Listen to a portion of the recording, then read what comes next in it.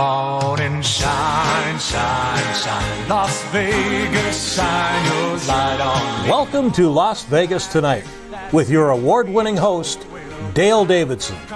Dale interviews fascinating guests from top-ranked celebrities to people just like you who have an important story to tell.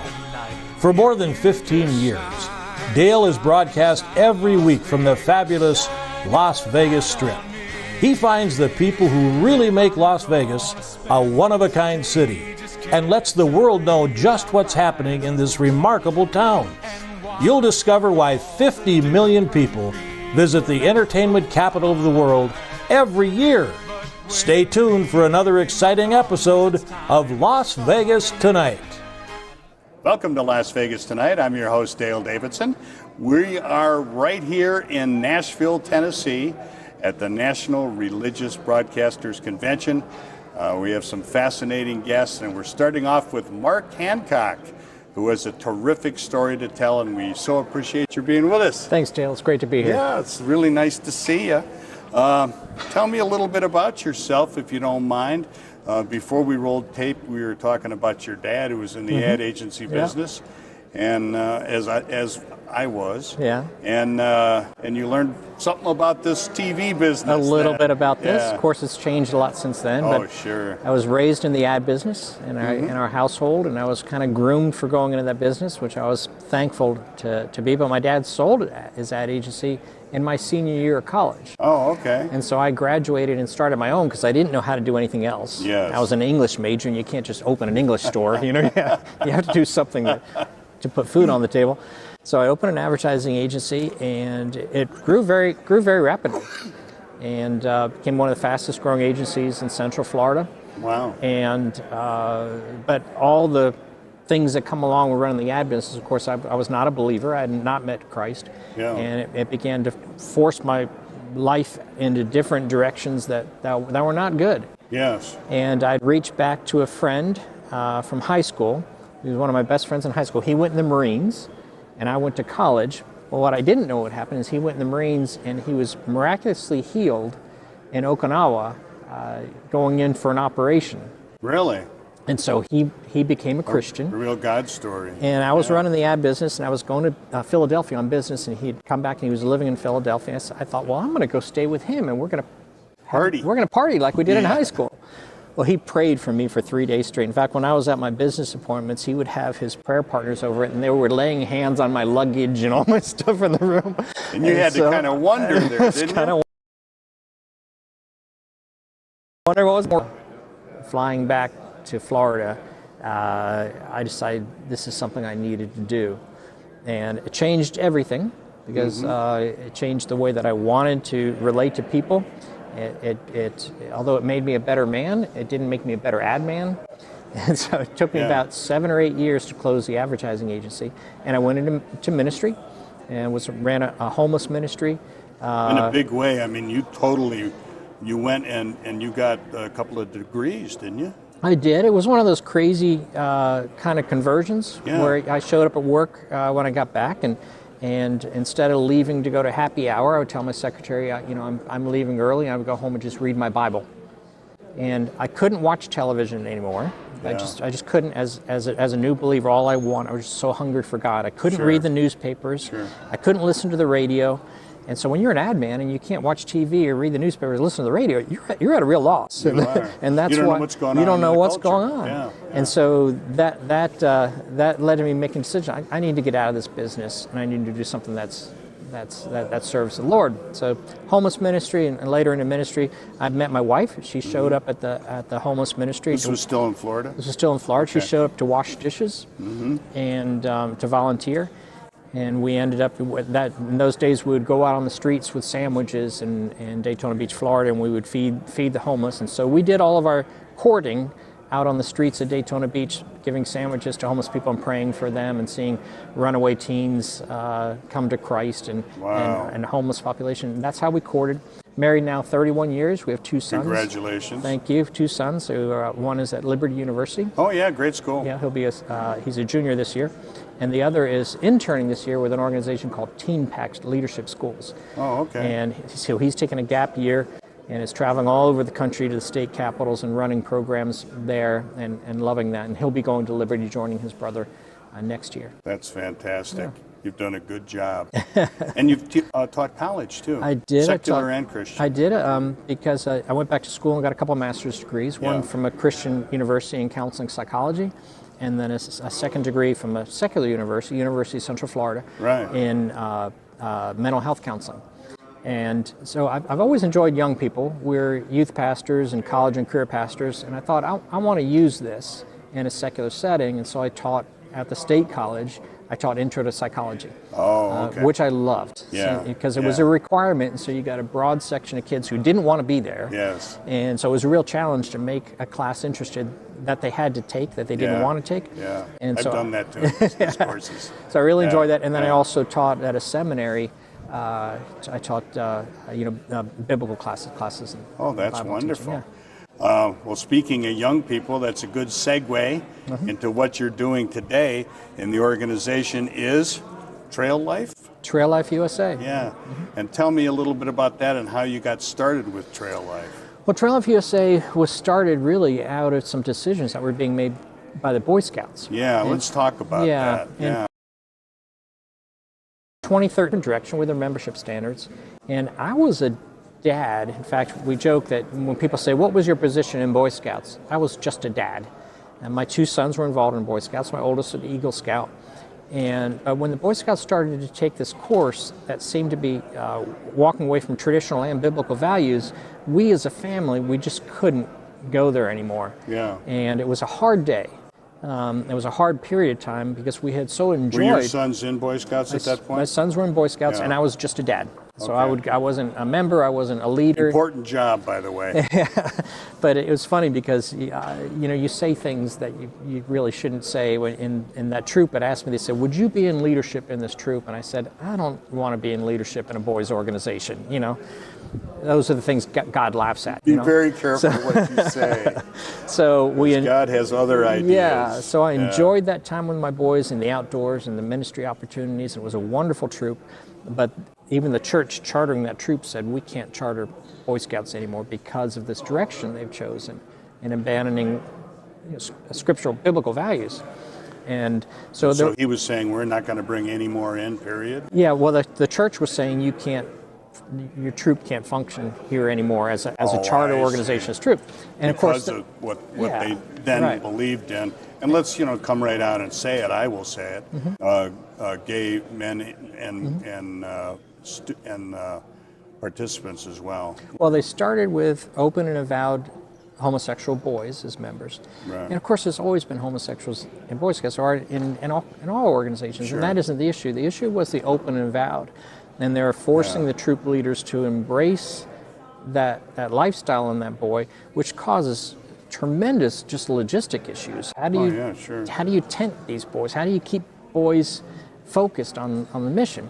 So it's very difficult. So they started with that, and then they went open and avowed homosexual leaders, and then they went open and avowed transgender boys, which was essentially saying girls can now be Boy Scouts, and then it was transgender leaders, and now the latest was girls just can join. Now we think girls are great, girls are wonderful, but we really believe that boys are Girl Scouts. Boys and girls need their own organization. They need their own place. We've got a book right now that you can download from our website called "Let Boys Be Boys," and it's free on our website right now. And I saw that. That's it talks in there about what makes boys different. And it's politically incorrect to say, but we really believe that boys and girls are different. Their brains are wired different, their eyes work different, their ears work different, their development is different, their psychology is different, biology. Every science acknowledges that there's differences between boys and girls. But in our culture, it's like we can't say that anymore. But we believe that. And so we formed around that idea that the traditional values of the Boy Scouts, the biblical values of Boy Scouts that they had from the beginning are really the best way. And a lot of our members who have left Boy Scouts will say to us, we didn't leave Boy Scouts. Boy Scouts left us. Yeah, And said the same thing about the church denomination I grew up in. Yeah. So, for the same kind of reason. Yeah, because you look at Boy Scouts, over 100 years of presidents and astronauts and senators and generals and civic leaders and communities. Great way to learn An leadership skills. amazing legacy, Dale. I mean, just a beautiful legacy. But they just decide one day, and it wasn't legal. It wasn't a legal decision they had to make. They just decided one day that whatever the secret sauce is that's been churning out these great people, maybe there's not all that much to it. Maybe we can just put anything, any type of person in there and make it work. And we just don't believe that's true. We think girls need a program that's directed at their growth, which we recommend American Heritage Girls. It's an amazing organization. They've been around, they precede Trail Life by about 25 years. Oh, is that right? Great organization. American Heritage Girls, and then we have Trail Life for Boys. And we just think that parents are responding to that. You know, our growth is just, we're seeing about 14% growth a year when all other youth organizations are losing members because of all the distractions in our especially for young people. But Trail Life is seeing growth because I think parents are saying, this makes sense. Yeah. We agree, boys need their own place to be boys.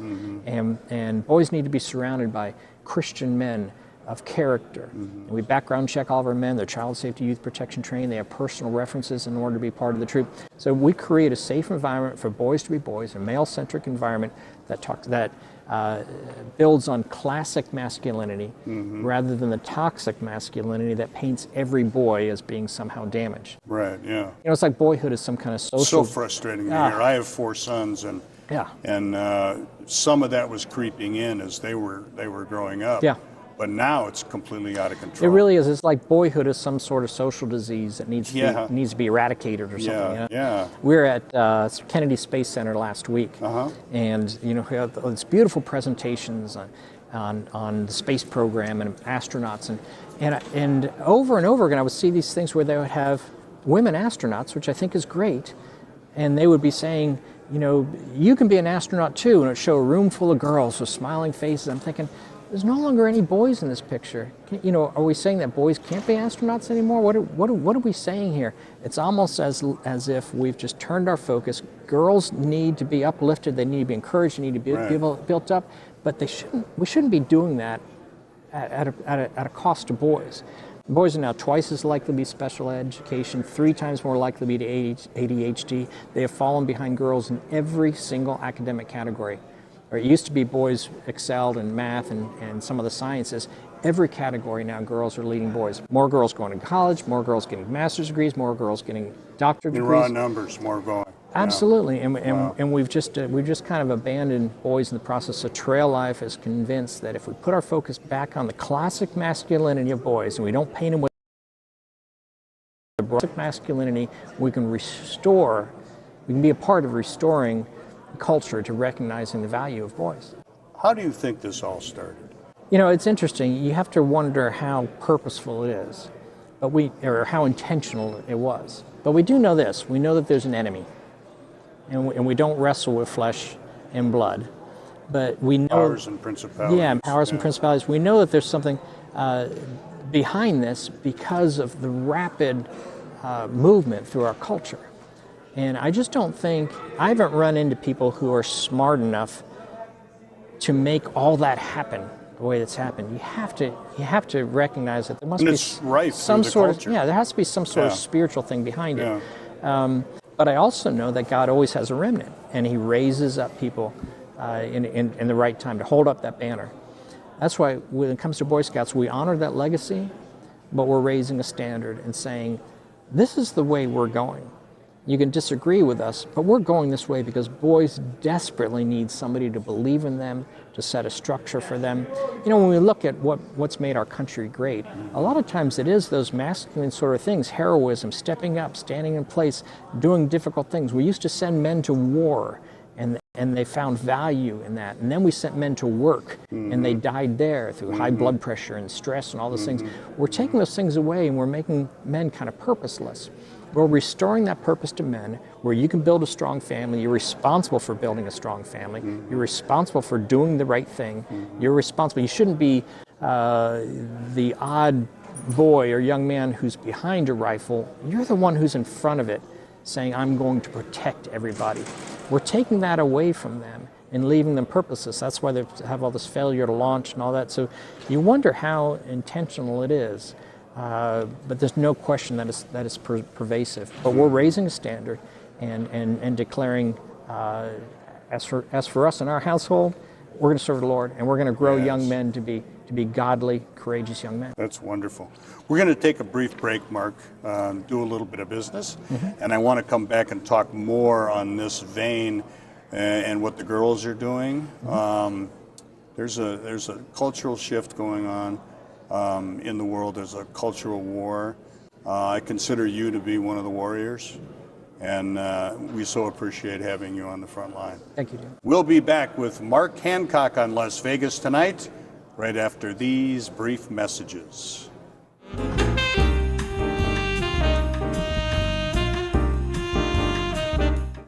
Dale Davidson and the team at Las Vegas Tonight firmly believe that the only solution to today's serious problems is the saving knowledge of Jesus Christ. Dale carefully selects his guests on the show, making sure that their dedication to our Lord is heartfelt and genuine, and that making a difference in the world. Dale doesn't charge anyone to be on Las Vegas Tonight. The cost to produce and air the programs are covered by donations from our ministry's partners. We thank you so much for your financial support, and most of all for your prayers. Please consider becoming a partner of Dale Wynn Davidson Ministries for just $40 per month. For a little more than $1 a day, you'll be helping us bring the good news of Jesus Christ to millions of people around the world. The television networks that broadcast the program reach from coast to coast in the United States, and through internet apps cover the entire world. Your $40 monthly contribution entitles you to Dale's newsletter that gives you a behind-the-scenes look at the production of Las Vegas Tonight and inside information on the exciting guests Dale interviews on every episode. You'll also receive a copy of Dale's book, Las Vegas Tonight, From Sin City to Vegas Saints, an in-depth look at 10 of Dale's most intriguing guests, plus a very personal story of how Dale came to Christ and the challenges he faces in bringing the good news to the world. Become a partner of our ministry today by going to Dale Wynn Davidson Ministries website and clicking on the donate button, or by emailing Dale at dale@lasvegastonight.tv, or you can write him at Dale Davidson, 9030 West Sahara Avenue, Suite 255, Las Vegas, Nevada, 89117. Thank you for watching Las Vegas Tonight, and may God bless you abundantly. We are in the midst of some very difficult times, facing tougher challenges than most of us have ever seen. We're very worried about our health, our families, our safety, our finances, and the future of our nation. You know, Jesus told us that we would have some very serious troubles. In the Bible, in the book of John, chapter 16, verse 33, he says, I have told you these things so that in me you may have peace. In this world you will have trouble, but take heart. I have overcome the world. He means that he walks with you through all the troubles you're facing right now. He wants you to be at peace and to trust him. He's the real answer when you are struck with tragedy, or you're scared, or you've lost hope, and you just don't know where to turn. He's telling you to turn to him. Now that you're at home much of the time, talk to God. That's what prayer is. Read his book, the Bible. The book of John is a great place to start. It tells us all about Jesus, the Son of God, and what he did when he was here on earth. You'll learn that Jesus came to live with us in order to show us how to spend eternity with him in heaven. To become a follower of Jesus Christ is very simple. You say a prayer and really mean it. Would you join me now in that prayer? Dear Lord Jesus, I am a sinner. I ask you for your forgiveness. I believe that you died for my sins and rose from the dead. I turn from my sins starting right now and invite you to come into my heart and my life. I wish to trust and follow you as my Lord and Savior. Amen. If you've said that prayer, you've been born again. Turn to Jesus now for the answers you so desperately need. You'll be glad you did.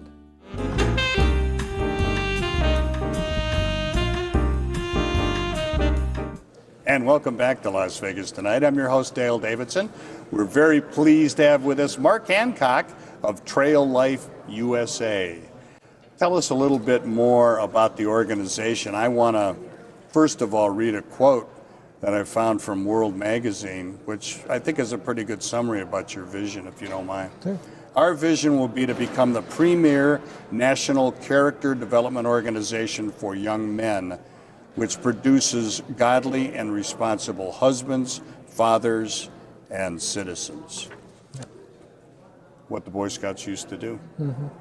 That's our vision. Yeah. And we carry that down through our mission statement, which is to lead generations of courageous young men to honor God, to lead with integrity, to serve others, and to experience outdoor adventure. And we think that we have the pieces in place and are making that happen. Every piece of our program, we have a robust awards program, but every award has integrated in it Christian worldview principles. So boys are catching that along the way. You know, people say, "Oh, well, you're a Christian Boy Scouts." I said, "No, not exactly. We're not exactly. You know, we're not an outdoor organization having a Christian experience. Mm-hmm. We are at our core a Christian ministry that's using the outdoors." Mm-hmm. And so we call it like carrot in the carrot cake. You know how when you get a piece of carrot cake, you don't get these big chunks of carrot. Just little pieces. Carrots throughout, but you can't have a bite without getting carrot. Mm-hmm. And that's how we infuse the Christian worldview principles in the program. So it's not churchy. It's not. It doesn't feel like it's a Sunday school coming at me. It's not Sunday school in the outdoors. It is a robust campaign and an intention to help boys enjoy being with each other, to grow in relationship with one another, grow in relationship with their fathers, if their fathers are part of it. Mm-hmm. Boys who don't have dads are in an organization where they're getting godly mentors who are speaking into their lives. Mm-hmm. Single moms love Trail Life USA. A lot of them cried out to God, "Where can I get some masculine influence for my sons?" Mm-hmm. And they placed them in Trail Life USA. You know, not too long ago, I was in Virginia, and we had a campfire after one of our meetings, and a mom came up to me and she said, I need to tell you, she said, 10 years ago, my husband died and left me with a 2-year-old son.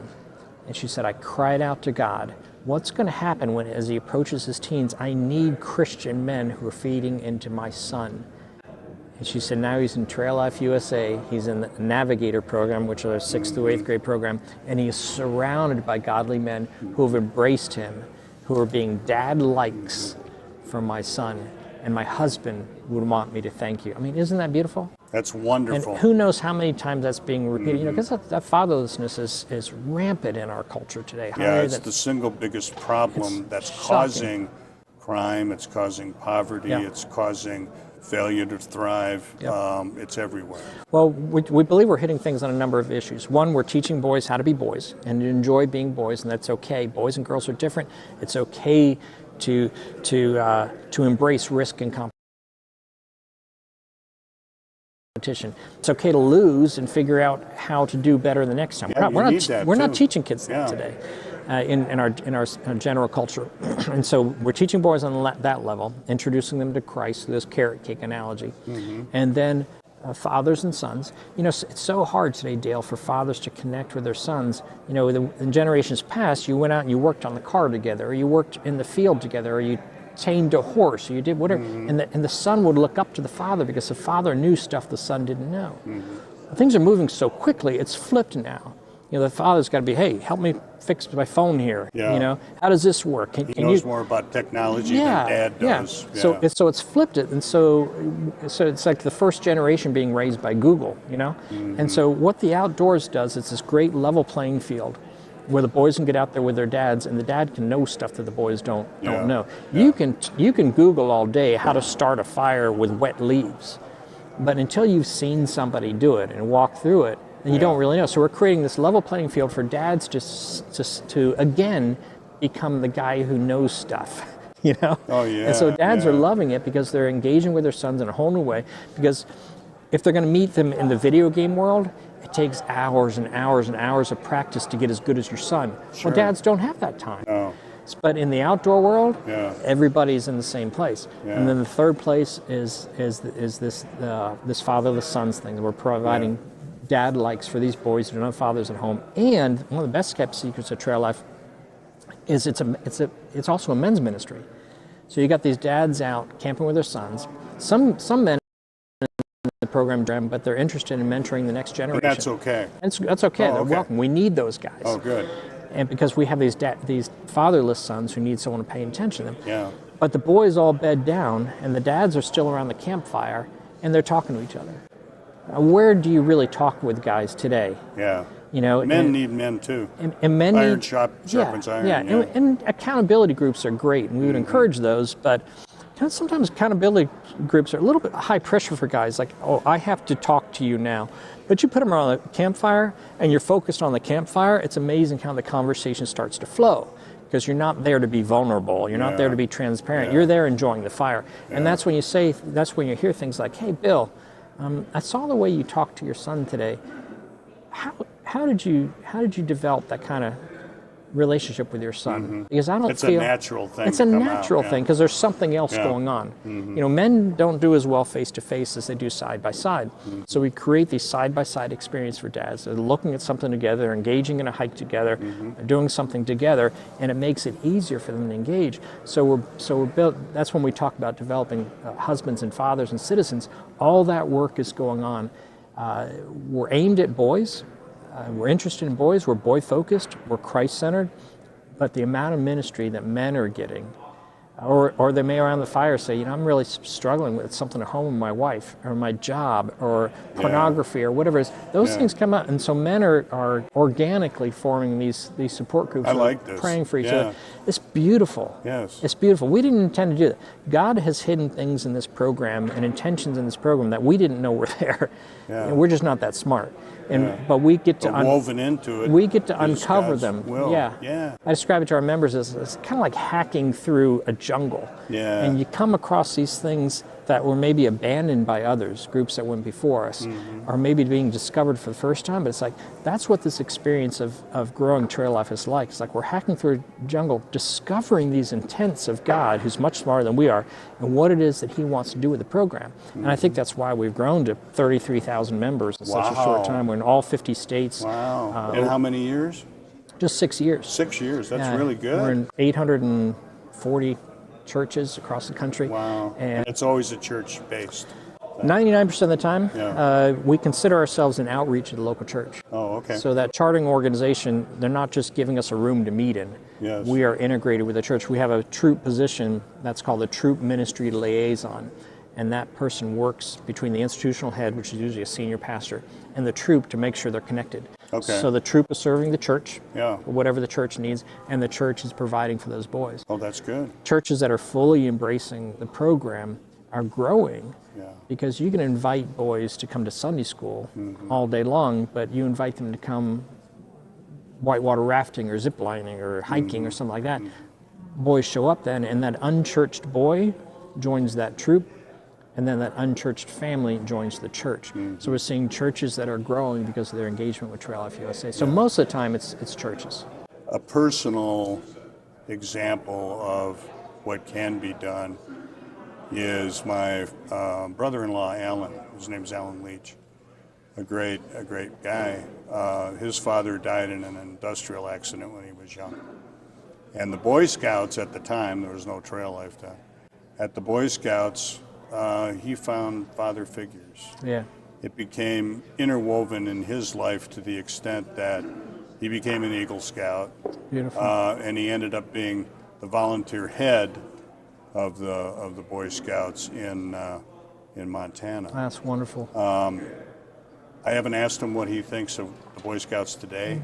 I think I have an idea of what he's going to say, but you're fulfilling, I guess, what Lord Baden-Powell was doing originally, right? And even though you're not Boy Scouts per se and not following their trail per se, it's vital that you succeed. Well, there's two things that a lot of people say, well, are you an alternative to the Boy Scouts? And it's like, you said not sort exactly. of. You know, we have handbooks and uniforms and troops and patrols and outdoors and a robust awards program and great opportunity. But there's two things that separate us that don't make us an alternative. Because if these two things are important to you, you don't have a choice. There is no alternative. One is that we're Christ-centered, unapologetically Christian. We will not let go of that. And number two, we are boy-focused. And Boy Scouts just can't say those two things. And so if those are important to a parent, there is no choice. Sure. You got to go with trail life. If they're not important, maybe you want to join Boy Scouts. You know, it's a great organization, been around a long time. They're dealing with some issues, you know, at present that are... Well, they went that are just- bankrupt yeah. because of these decisions. So there's a lot going on over there, Yeah. but it's been a great organization. But if it's important to you that your son be in an environment that honors Christ, and if it's important that the focus is on him, that program isn't developed to speak to both boys and girls, if you want a program that's developed just for the heart of a boy and developing him into a strong godly man, then there is no alternative, we don't Yeah, think. and you're providing that. We are. Something that really should have been done right along, because the Boy Scouts were Christian-based, but even when I was in Boy Scouts, which I was, it wasn't an emphasis. We met in a church basement, but Right. that was kind of it. Well, it was You know. interesting. The time that they were developed in was so different. Yeah, There was an assumption that it was in a Christian culture. yeah, right. So they did good things. They were doing good things. A lot of times they met in churches, and so there was an assumption. You didn't have to define God. Everybody knew who God was. Sure. Well, now we're in a generation that says, well, which God? You know, I Yeah. believe this is God, or that is God, or that is God. And so they lost that because they were developed in a culture that had different language. Often, You know, yeah. even you know, Lord Baden-Powell says scouting is just applied Christianity. He understood the connection, and it was assumed, but because the culture has taken the route that it's taken, you have to be intentional. You know, we were forged in the fires of this cultural battle. Yes. So we are intentional about our Christ-centered focus. It's all the way down deep in our bylaws, our membership standards. It's deep in that. Those critical tenets of our organization, like our mission that you read, and our vision, and our membership standards, those are secured in our bylaws, and it takes an 80% vote of our membership to change those. Oh, really? Well, Boy Scouts made those changes at the top. The membership voted and said, don't change. But the top said, we're changing. And they changed. So we decentralized all those critical decisions, because we looked ahead and said, where did they go wrong? Well, they put all their power at the top. So we structure ourselves in such a way that it can't be changed. More of a confederation kind Even of thing. with yeah. a rogue directors or a CEO comes in and says, I'm going to change things, it can't be done without 80% of our members, or 80% Does that of our include membership. the young guys? No, or the- it's actually one vote per troop. I see. That link between the church and the troop that I talked about, the troop ministry liaison, he votes Okay. on behalf of that troop. Now you got to remember that troop was formed because of our Christian principles. So the likelihood of them changing that is, you know, that's why they joined us. Slim to none. Slim to none. So we think that we've secured for the future. Because you got to remember, the Boy Scouts didn't abandon the stuff because of legal pressure. They gave up a Supreme Court decision in their favor. They voluntarily changed their. We can't do that unless our troops vote for that to happen. That's very. Who's going to join an organization because you're Christ-centered and then vote against being Christ-centered? Have you faced any lawsuits yet? We've had one minor suit, but it wasn't from who you would think. It was actually from the Boy Scouts. Oh, is that right? We're pretty. Even though we're 33,000 members and we're growing quickly, we're still pretty much under the radar, we think. But we are prepared to stand. Alliance Defending Freedom and other organizations said, "Hey, listen, if you have any challenges at all, we are in your court. Good. We're on your Good. side." And it's almost like. Because people are It's so almo- litigious yeah. nowadays. So it's almost like bring it, you know. Yeah, Now, yeah. we don't want that, because that would be a distraction for our boys. But we are set in such a way, because we're forged in that fire, that we are ready for those kind of challenges. Yeah. We're going to take another brief break, and I want to come back and talk about the fun Okay. of trail life and the kind of things you do and the camps and all that sort of stuff to give our viewers an idea of what they're getting themselves in for. We'll be back with Mark Hancock right after these brief messages.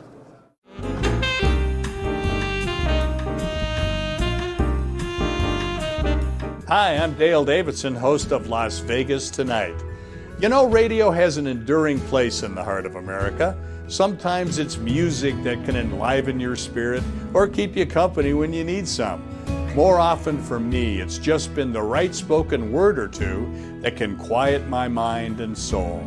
Radio brings me a reassuring word in the quiet of night or a welcoming voice early in the morning as I shake off the night's sleep and find my way into God's purpose for my day. And always, I find the best radio station is the one that brings me the best news, the gospel of Jesus Christ. My favorite radio station is KKVV in Las Vegas, Nevada. It's still right where it's been for years, at 1060 on the AM dial, hovering over Sin City like a gospel airship, broadcasting the good news of the abounding love that Jesus Christ has for every single one of us. No matter who you are or where you live, you can receive God's Word via the KKVV Gospel Airship. Just go to kkvv.com and click on Listen Live. KKVV is using all the tools that God's provided them, like podcasting and video streaming and video on demand, to produce programs that lift up our fellow believers and save the lost. If you feel a calling to speak to others about Jesus Christ on your very own show, pick up the phone and call the station. They'll be happy to tell you how. Call KKVV today at 702-731-5588 or drop them an email at kkvvradio@hotmail.com.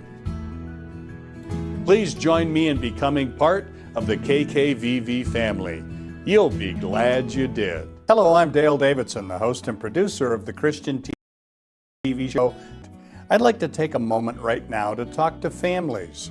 First, to the parents, grandparents, and others who watch over and care for our precious children, child development experts say that children won't become fearful if you remain calm and reassuring. They say that you should answer your child's questions openly and honestly while staying positive and upbeat. And now, to all the kids who are watching, your mom and dad and everyone who cares for you are making sure that you're safe. It's very important to them that you're happy and healthy because they love you very, very much. You know, an important way to feel better when you're scared is to talk to God. Let's say a prayer together now. Dear God, please take care of me and all the people I love. Help me to be strong when I hear or see scary things. I know that the people who love me are doing everything they can to keep me safe. Please give them the strength they need to be brave whenever they need to protect me. Thank you, God, for always loving me. Amen, and God bless you. Dale Davidson and the team at Las Vegas Tonight firmly believe that the only solution to today's serious problems is the saving knowledge of Jesus Christ. Dale carefully selects his guests on the show, making sure that their dedication to our Lord is heartfelt and genuine, and that their ministries are making a strong and positive difference in the world. Dale doesn't charge anyone to be on Las Vegas Tonight. The cost to produce and air the programs are covered by donations from our ministry's partners. We thank you so much for your financial support, and most of all for your prayers. Please consider becoming a partner of Dale Wynn Davidson Ministries for just $40 per month. For a little more than $1 a day, you'll be helping us bring the good news of Jesus Christ to millions of people around the world. The television networks that broadcast the program reach from coast to coast in the United States, and through internet apps cover the entire world. Your $40 monthly contribution entitles you to Dale's newsletter that gives you a behind-the-scenes look at the production of Las Vegas Tonight and inside information on the exciting guests Dale interviews on every episode. You'll also receive a copy of Dale's book, Las Vegas Tonight, From Sin City to Vegas Saints, an in-depth look at 10 of Dale's most intriguing guests, plus a very personal story of how Dale came to Christ and the challenges he faces in bringing the good news to the world. Become a partner of our ministry today by going to Dale Wynn Davidson Ministries website and clicking on the donate button, or by emailing Dale at dale@lasvegastonight.tv, or you can write him at Dale Davidson, 9030 West Sahara Avenue, Suite 255, Las Vegas, Nevada, 89117. Thank you for watching Las Vegas Tonight, and may God bless you abundantly.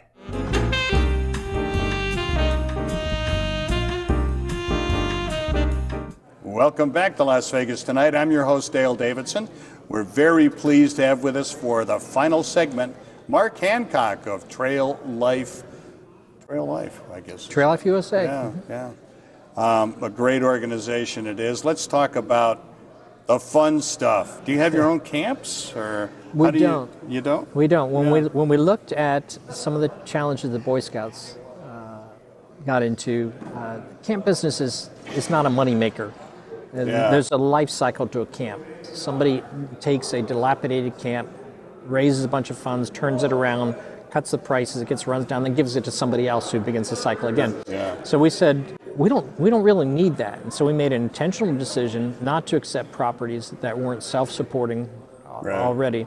Now that said, our home office is on a 127-acre facility south of Greenville, South Carolina. Okay. In our 4th month, we set foot on that property, and in our 8th month, it became, or 2 years later, it became ours. So all the administrative complexes and 127 acres of trails and streams and hiking sites. Great. But we don't, because you have to drive by state parks and national parks and Christian camps that are doing a great job. We don't put our emphasis on that because there's so many other opportunities. And so we intentionally said, we're not going to get in the camp business because that's one of the mistakes that the Boy Scouts made. So financially it was a challenge for them to constantly raising money. Oh, yeah. Any money that we raise, it goes right back into the program, building a better program for our boys, offering scholarships for boys, offering better materials, everything we can to improve the experience for boys. Are there badges? There are. We have a robust awards program. Tell me about we that. We deal in 7 frontiers. Things like citizenship, like the Seven Mountains. Yeah, 7 Mountains, values, and those kind of things as outdoor skills, all these things at the head of these things, and then under each one of the frontiers, there's badges that boys can achieve. So we give boys a broad exposure to a number of things. In fact, our highest award is called the Freedom Award. Okay. And you can think in terms of the Eagle, but we actually allow boys to transfer into Trail Life and use some of their awards from Boy Scouts, because some of those things are the same. Some camping and hiking and those kind of things, if you've got those skills over there, we're going to give you credit for them. Sure. But the differences in Trail Life is in our value badges, we're going to have things that talks about family man, personal resources, values in terms of a Christian faith, apologetics, those kind of things that you're not going to find in Boy Scouts. They can get this through courses, or but through badges. You're earning the badges that are full of this stuff. Okay. And it's not just book learning; it's application in the real world. So this is how they earn their badges. So we have a program. We start in kindergarten, go all the way up through 12th grade. Wow. And the boys, beginning in the 6th grade in the Navigators program, they begin to earn badges, which are actually metal badges that are nailed to a hiking stick called a standard, and that's why we say we're raising the standard. And so boys can actually create their own badge. Okay. And they can create that, submit it, and it becomes an offering that other boys can do. So boys can actually help build the program. That's on the elective side. On the required badges, we have 15 badges that are things that you would expect, things around camping and personal fitness and values and those sort of badges that they achieve, hobbies and those kind of interests. Our Freedom Award, we